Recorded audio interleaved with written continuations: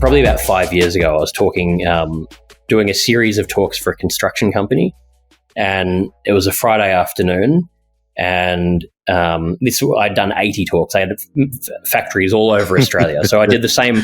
I was exhausted myself. I was like, that was actually, on a side note, I had to pull back from doing these talks at that point because I was sharing, as you would know with doing this, you're being, honest and vulnerable, you're wanting to give it everything, and it takes a lot out of you. And I was doing, 20 of these a week sometimes. So anyway, I did this talk, and at the end of this session in this factory with these, men who had been working together for 20 years, this guy was in his 50s, and he was seen as, a leader in the company. He was the person everyone went to for advice, same at home. And he came up to us and said, I've got an active plan to end my life this coming weekend in 2 days' time.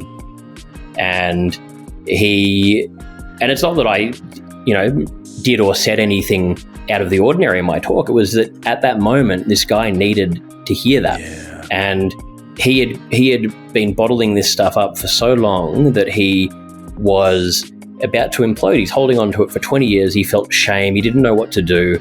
And he had spent so much time planning, tying up all of these affairs, and he believed he was going to go through with it. And as soon as he actually said it, he realized, oh shit, that's a crazy thought. And the HR manager was able to get him help, and he got rehabilitated and ended up coming back to work and sharing his story and, helping other people in the company. And it's it was just a crazy thing to see, like that.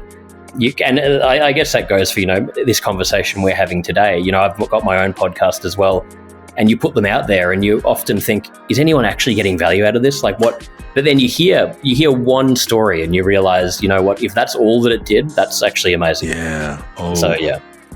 Well, thank you. Thank you for that. I think, I feel that. And I wonder how many men who didn't come to the talk or who could have been at one of those talks and didn't, and who were still carrying it by themselves. They were just, and I hope that I'm really thankful for the work that you're doing. And I hope that more companies and more people, more organizations, more schools, more people would find a talk, right? Everybody's voice may not be what resonates with them, but find the one that helps you to see that there's so much more. Like our tagline of our campaign is there's more to you than anybody can see by just looking at you.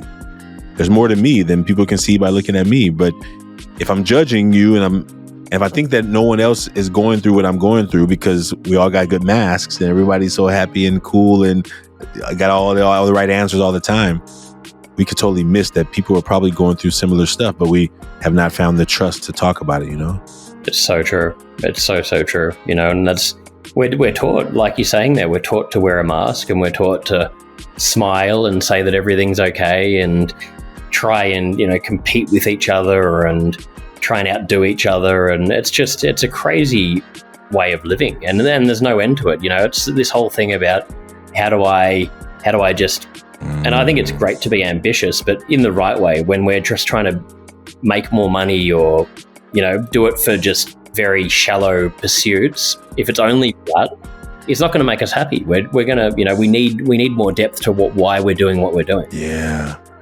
So much. And imagine that. Imagine that part, right? Like that man came up, talked to you all, got some support and came back. And maybe the people who never had a clue were even inspired to say, oh, wow, if he's going through stuff and he's willing to talk about it, maybe then I can too, right? I think it's almost like maybe they didn't hear it from you. Maybe your spark sparked him.